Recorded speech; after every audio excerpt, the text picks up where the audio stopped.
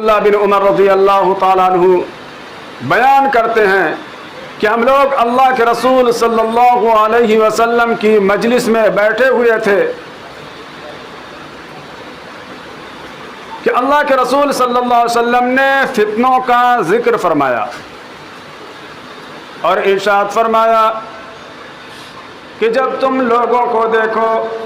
کہ ان کے آپسی معاملات میں، آپسی معاہدات میں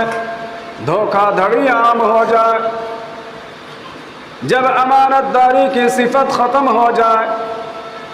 اور لوگ آپسی اختلافات اور ٹکراؤ کی وجہ سے آپس میں لڑنے جھگڑنے لگے اور آپس میں ایک دوسرے سے گتھم گتھا ہو جائے، اللہ کے رسول صلی اللہ علیہ وسلم نے اس بات کو سمجھانے کے لیے اپنے ایک ہاتھ کی انگلیاں دوسرے ہاتھ کی انگلیوں میں یوں داخل فرما دی کہ فسادات اس طرح ہونے لگیں گے۔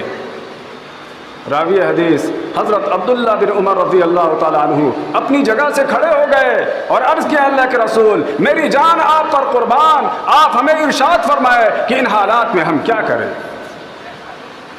اللہ کے رسول صلی اللہ علیہ وسلم نے 5 باتوں کی تعلیم دی۔ جب لوگوں کے آپسی معاملات میں دھوکہ دھڑی عام ہو جائے، امانت داری کی صفت لوگوں کے اندر سے ختم ہو جائے، اختلافات اور ٹکراؤ کی وجہ سے لوگ آپس میں لڑنے لگے، ایک دوسرے سے گتھم گتھا ہو جائے، فسادات عام ہو جائے، تو 5 باتوں کو لازم پکڑو۔ ایسے حالات میں تم اپنے گھروں کو لازم پکڑو، اپنی زندگی کا زیادہ تر حصہ اپنے گھروں میں گزارو، بلا ضرورت گھر سے باہر مت نکلو، کیونکہ جدھر تم جاؤ گے ادھر فتنہ ہی فتنہ ہوگا۔ دوسری بات، اپنی زبان کو کنٹرول میں رکھو، اپنی زبان کو قابو میں رکھو۔ اپنی زبان سے اگر کچھ بولو تو بھری بات بولو، ورنہ خاموش رہو، کیونکہ اللہ کے رسول صلی اللہ علیہ وسلم نے فرمایا من صمت نجا، جو خاموش رہا اس نے نجات پائی۔ تیسری تعلیم جو اللہ کے رسول نے دی کہ شریعت کے موافق عمل کرو۔ چوتھی بات، خلاف شریعت امور سے اپنے آپ کو بچاؤ، یعنی جن باتوں کے کرنے کا اللہ اس کے رسول ہمیں حکم دے رہے ہیں اس کے مطابق ہم زندگی گزاریں، اور جن باتوں سے منع کر رہے ہیں ان سے ہم کو دور رہیں۔